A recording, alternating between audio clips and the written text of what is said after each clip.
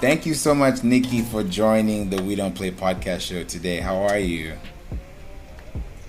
Hey, Favor, it's a pleasure to be here, brother. Thank you so much for having me on the show, man. Yeah, anytime, anytime. I love topics about thought leadership because, you know, that's something a lot of people think about, but not everybody can do it. But somebody has to have the mindset for it. And you coming to this space is going to really open up a lot of conversations that people will have within themselves to just better their experiences and have a better approach to life, as a whole. So, with your background and your experience, are you able to tell us a little bit about you and what you do and just how you got to this space you are in today? Absolutely. Well, I'll tell you a little bit about my backstory. So I'm originally an immigrant from the Middle East. I'm a Christian from Iran.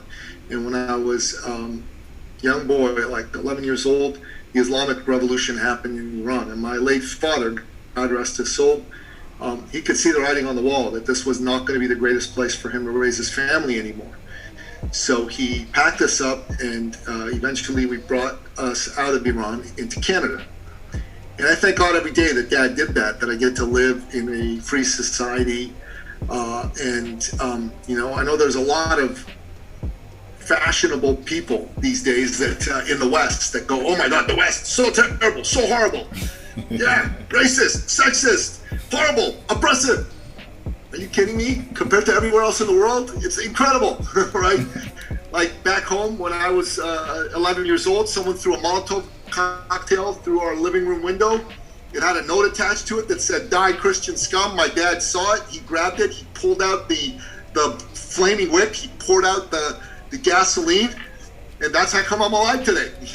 What? So we need to take a step back, stop taking for granted the incredible societies that we live in.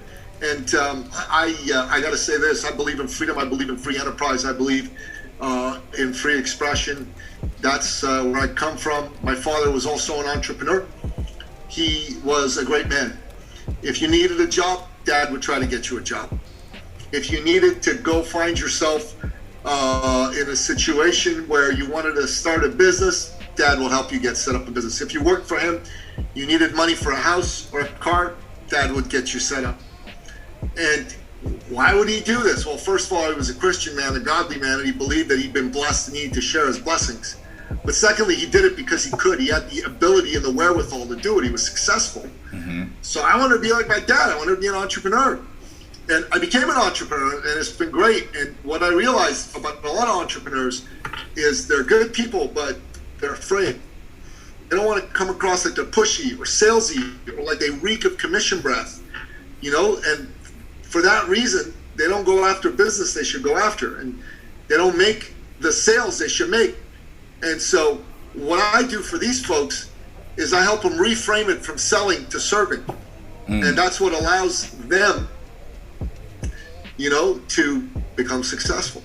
And really, at the end of the day, that's a little bit of my backstory. And then the other thing we help people do in thought leadership is, an expert is someone who knows something. A thought leader is someone who's known for knowing something. Yeah. So you're a thought leader if your messaging is very tight, dialed in, you got good IP. So folks don't have good IP and they have terrible messaging. So we help them get good IP and we help them get their messaging dialed in. You can't tell people, I help you deal with overwhelm. Nobody's going to buy anything off you if you say that. But if you go to a business owner and you say, hey, what I help you do is get 10 hours a week, give your time back and increase your sales by 30%, you got their attention. And that's the sort of thing that you need to do. You need a dialed-in message, not a mail message. You need to look at it as serving, not selling, and that's how you become successful.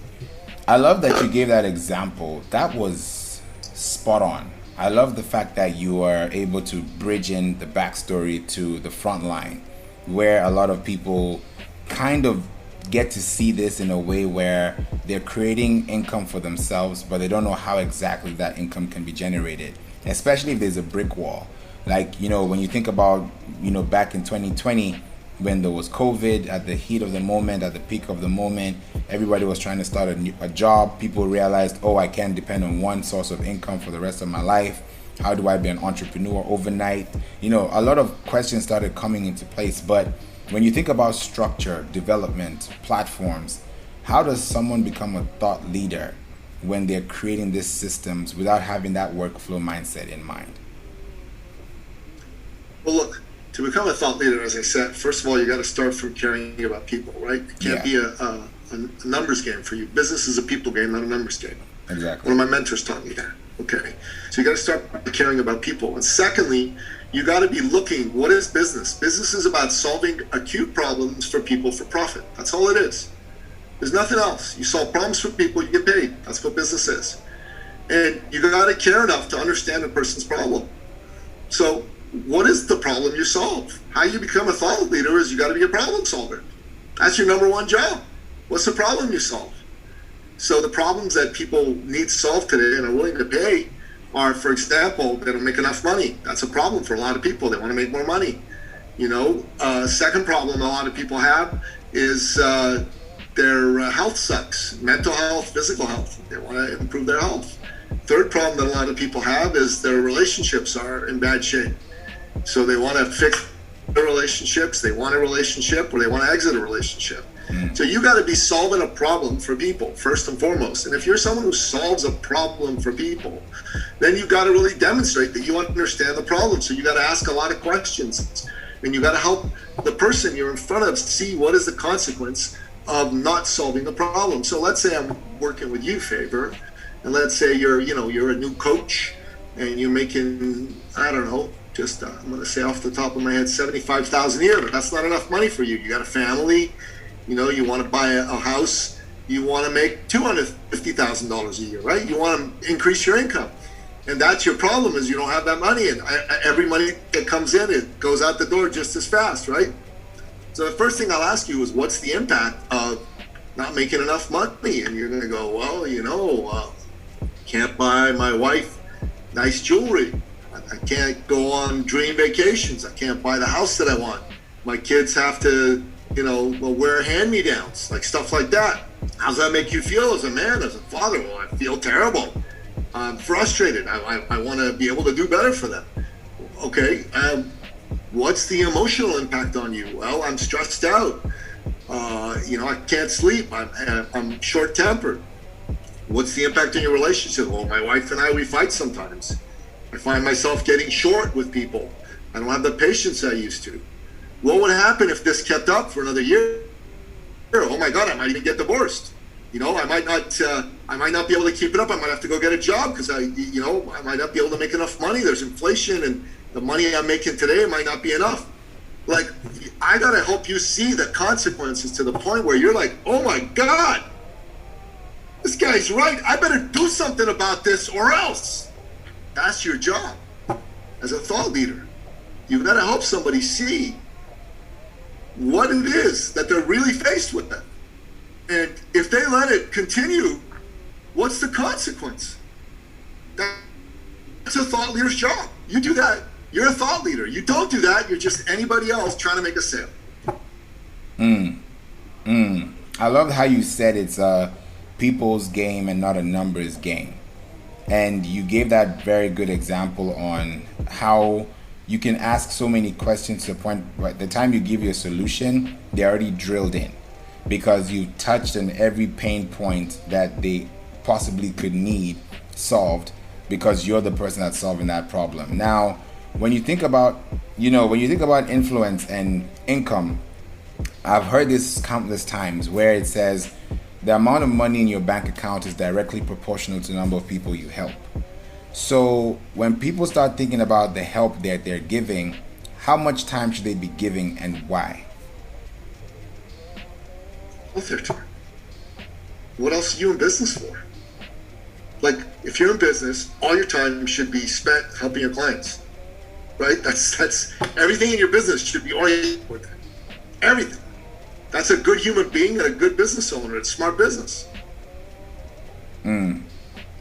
I think that's a better way to put it. Thank you so much for highlighting that. Now, would you say, like, just throughout your experience, can you give us one experience you've had with a client or maybe something that you saw that really touched you, that you looked at it and you're like, if I didn't go through this experience with this person, they wouldn't have been where they are today, just based off of relationship? Yeah, absolutely. So there was a young man who came to us a few years back. He was 25 at the time, and he was a personal fitness trainer. And he was excited to grow his business, but he wasn't doing so good. He had like 7 clients. He made very little money, like under $2,000 a month. Under $1,500 a month, if I'm being honest. And he came to us, and I said, "Okay, who do you work with?" He goes, "Oh, I work with anybody. Anybody, yeah, anybody." I'm like, "Okay, who do you work with?" "No, anybody, really. Anybody with a wall and a pulse? Yeah. No, that's not gonna work. You gotta narrow your niche." Okay. His dad was a doctor. He goes, "I work with doctors." I work with doctors. They got lots of money, right? Gee, that wasn't very attractive to doctors. Like, we have lots of money. He wants to work with us. No thanks, right? So he goes, okay. I got to narrow my niche more. I work with cardiologists. They have even more money. Oh, cardiologists, they didn't want to work with him because they had more money.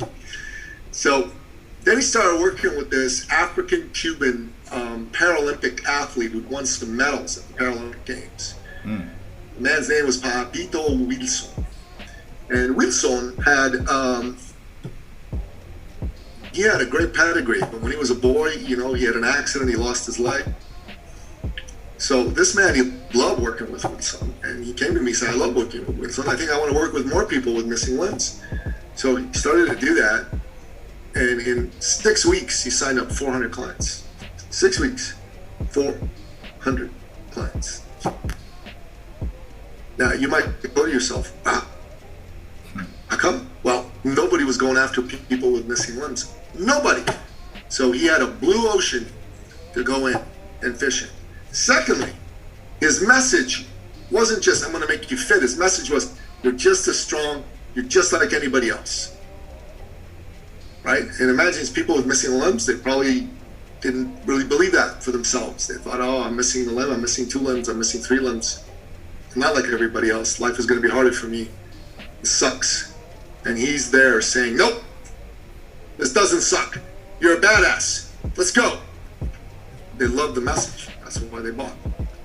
So his income went from very low, under $1,500 a month, to very high, $30,000, $40,000, $50,000. It was beautiful. Wow. That's a beautiful story. Thank you for bringing that in. Now, this is amazing. One of the things that people have a problem with, like just from what you've said, is I work with everybody. Everybody is my client. Everybody is as long as you have money, you're my client. And I'm like, no. Because some people that have money are going to stress you out. Some people that you don't even want to work with are going to put you in a bad spot in business, because you don't want to have chargebacks and those kind of things, because you have to maintain your credibility and your authenticity online and offline too. But another thing that really I see a lot is burnout, because people are thinking so much with their brain, but they're not actualizing it in person. They're not actualizing it, in action, or they're not proactive at all. Do you know what could be causing that and why? And then how can they be able to resolve that through what you're going to tell them? Well, that's a good question. I mean, there's a whole phenomenon of people that work too much for way too little money. You know what I'm talking about, Faber? Yeah. They work too much for way too little money. And that's what burns them out. It doesn't feel good. When you don't get what you should get, you won't give what you should give. You'll burn out eventually. It's an energy exchange. So, I'll tell you another story.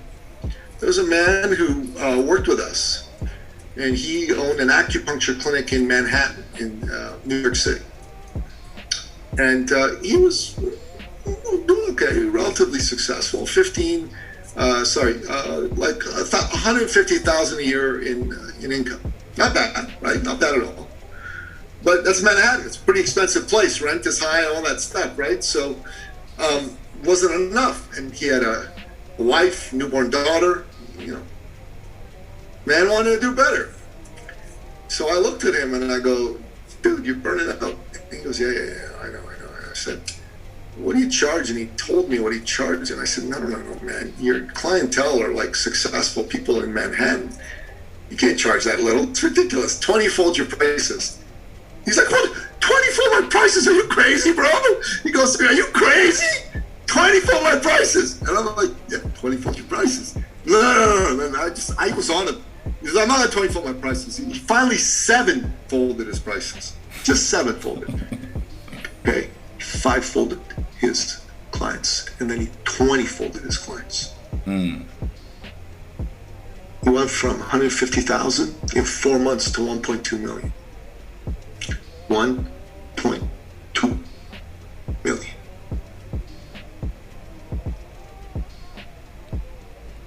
Mind blown. Yes, sir. Huh. Now, why do you think he made that much money?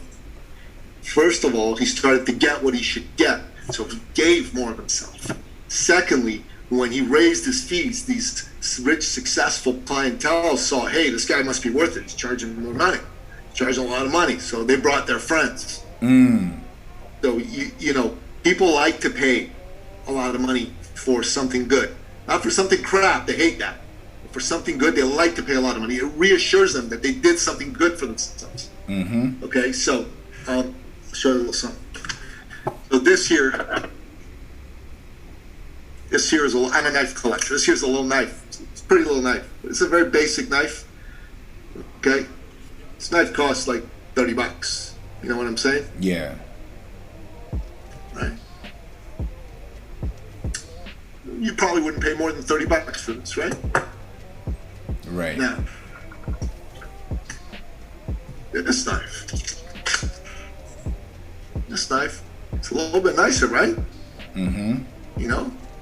Bigger, nicer handles, nicer design. This knife, you pay 10 times the price. It's $300. They're both cut, right? So why pay 30 for one and 300? If you have the money, which knife do you think's better and would you rather have if money wasn't an issue?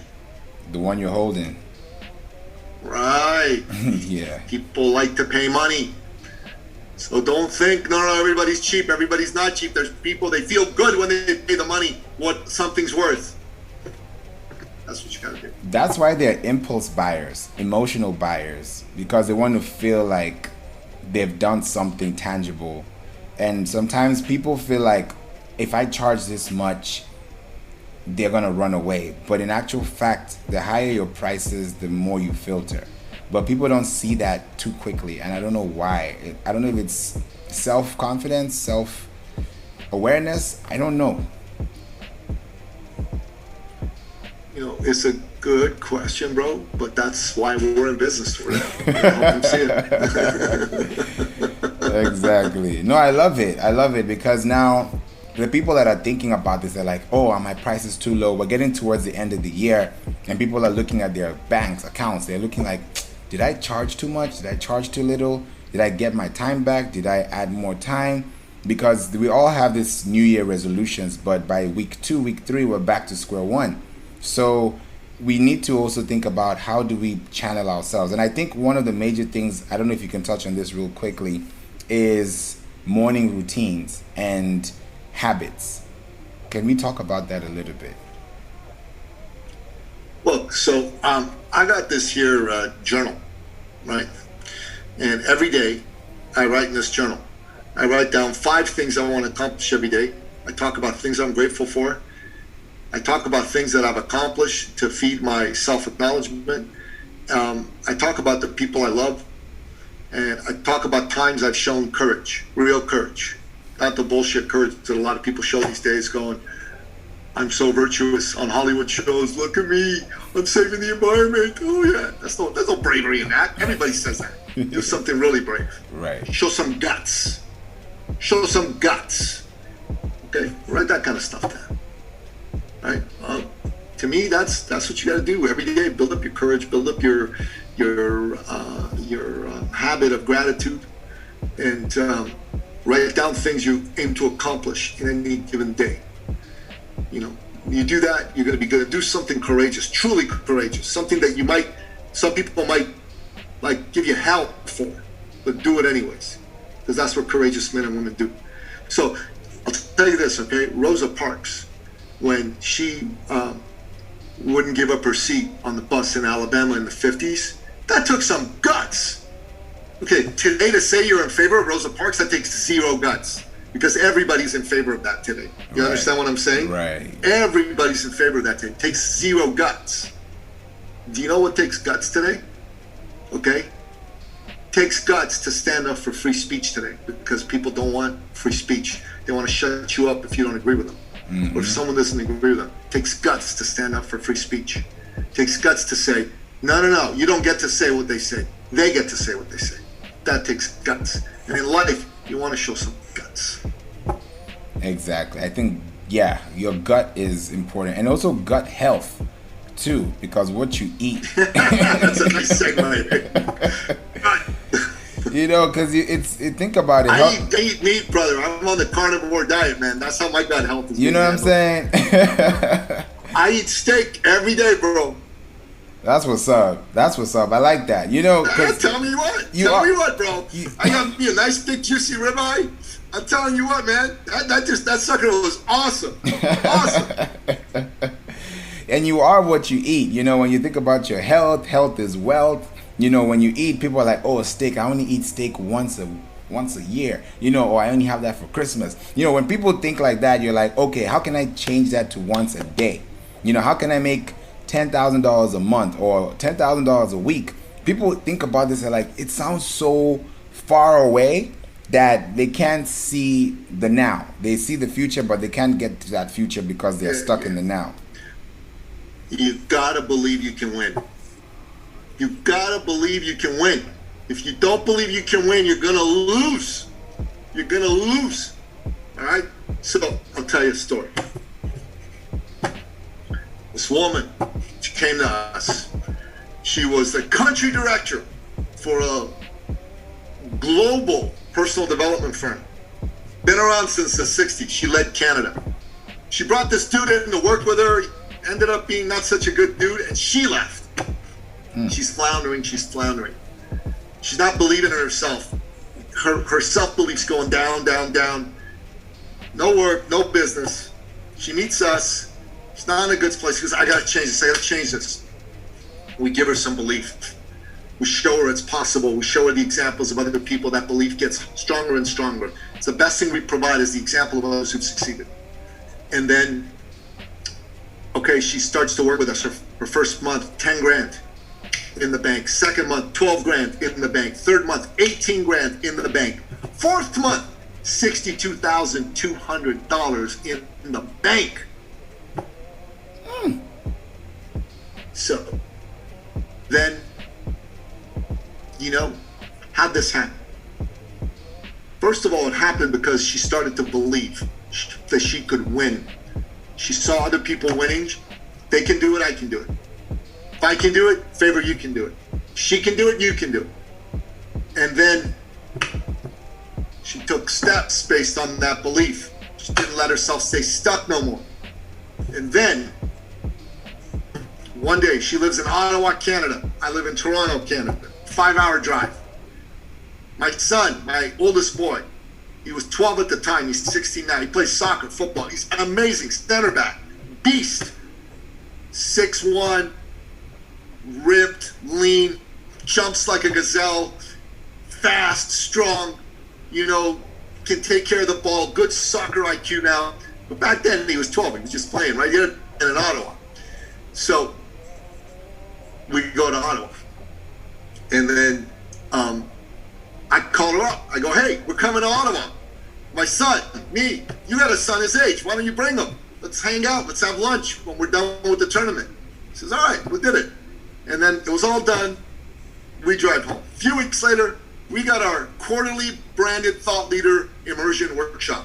This is where we teach people all this stuff I've been telling you about on how to add $250,000, $500,000 to their income. Let's roll. So we had the time where we had the enrollment opportunity, the upsell, famous upsell. And when I do the upsell, I let my people talk. I don't talk so much, right? So I go, who wants to share? She goes, me, jumps up. All right, come on, share, girl.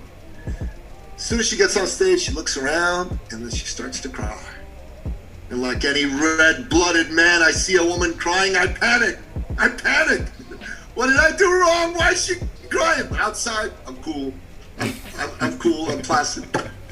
All right. She goes, Nicky, you didn't know this, but when you and your little son came to see me and my little son came to me and said, Mommy, who are we going to go meet? Excited like little boys get, right? And she goes, oh, we're going to go meet Nicky Bilou and his son. And then all of a sudden, her excited son, like a hush falls over him. He gets real quiet.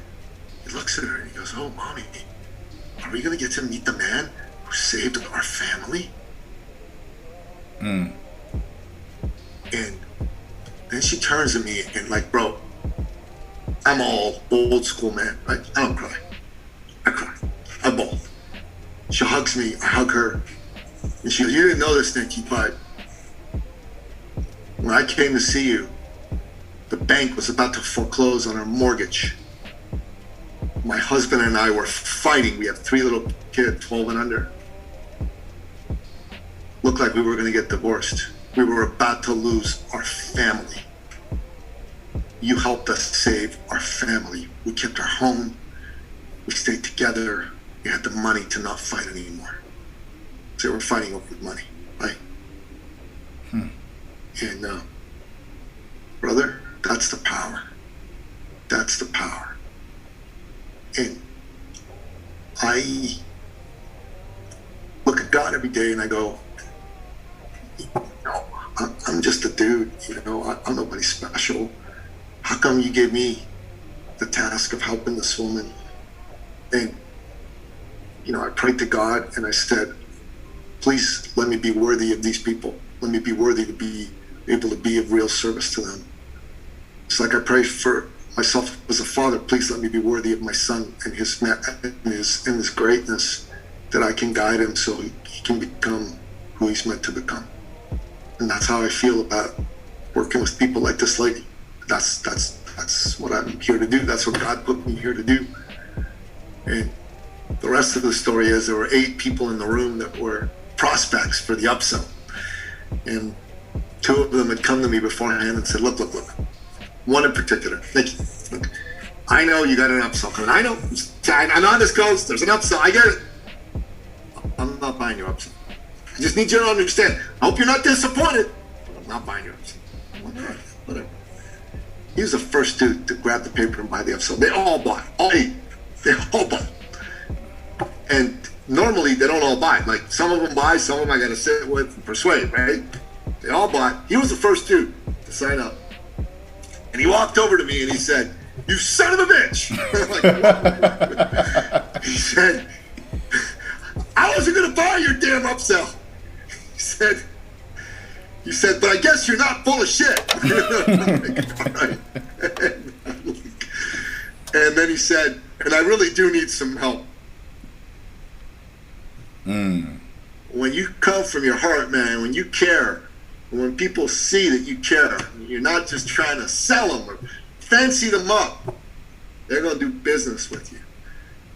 Not because, but because they need someone they can trust. They need someone who can help them. This is someone's father, this is someone's mother, someone's brother, someone's sister, someone's son, someone's daughter. They're someone's hero. They're hurting. They're scared. And maybe they're not telling you all that, but that's the truth of what they're dealing with. And damn it, your job is to serve them. Whether they work with you, whether they give you money or not, your job is to serve them. That's what God put you here to do. You do that, you're going to be okay. You're going to make the money you need to make. You're going to live the life you need to love. You're going to have the impact you need to have. You're going to have the influence you need to have. You don't do that, and you just look at the money, and it becomes a numbers game, not a people game. Shame on you. You ain't going to get shit, and you don't deserve shit. Facts. That's all I have to say. Facts. You just took us to the moon and just dropped us like hot. I'm Nicky B, man. That's what I do. I love this. This is a perfect way to, really cap on this episode and let people rewind, replay, rethink, rewire, and really think about what they're going to do next. Because what you've done is you've told a story that is so unique. And this is why I love my podcast show, because this is for everybody. This is for you. You're the hero of this story. You're the hero of this amazing story, because without your support, without your service, things could have gone left for these people. and you don't know what people are going through. Everybody's on social media posting the best of themselves, but you don't really know what's going on at night. You don't really know what's going on in the backyard. You don't know what's really going on in their bank account. So you coming out and giving people this amount of knowledge and influence is already sparking up their interest. They're like, if he could do it, if she could do it, I can do it. Because we are in this world to help each other. We're not a lone island. We're not on a private island by ourselves. Even a private island doesn't have one person. There's at least two, because you have that person. You need to have that support, and that's really what you brought to the table today. And I really appreciate you for coming here to the show to grace us with all this amazing gems. Man, it's my pleasure, man. Favorite, thanks for having me on. Yeah, anytime. If anybody wants to reach out to you, because I'm sure a lot of people will definitely want to know, where can I get Nicky's stuff? Where can I find him? What are the options that they have available? All right. So I'll tell you, the best place is, I got a bunch of websites, but the best place is go to eCircleAcademy.com. eCircle Academy, for Entrepreneur Circle Academy. That's what it stands for. And there's a button at the top there. There's all kinds of resources, free downloads, blah, blah, blah. Go grab them all right? But there's the button in the top right-hand corner, and it says, book a success call. I call it a success call because it's all about your success. And you click on that button, and there's a form. You fill that form out. It takes 2 minutes. It's multiple choice mostly. And then you pick a time, and then we talk. And that's it. That's all we do. That's all we do. Amazing. Wow. And if you guys are trying to figure it out where this is, it's going to be in the show notes. It's going to be in the description. So click away and make sure you check it out. And don't miss this opportunity, because one conversation can change your life. And I mean it. So you coming here has brought a lot of spark. And I'm so excited because I know this is definitely going into one of the top popular podcasts already. I can already feel it. I know when this happens. So I can see the forecast, and I really appreciate you, Nicky. There you go. I love it. Anytime. Thank you so much once again for joining the We Don't Play podcast. Until we meet again, God willing, be safe and take care and keep winning and keep shining. Amen, brother. God bless you. Thank you. Amen.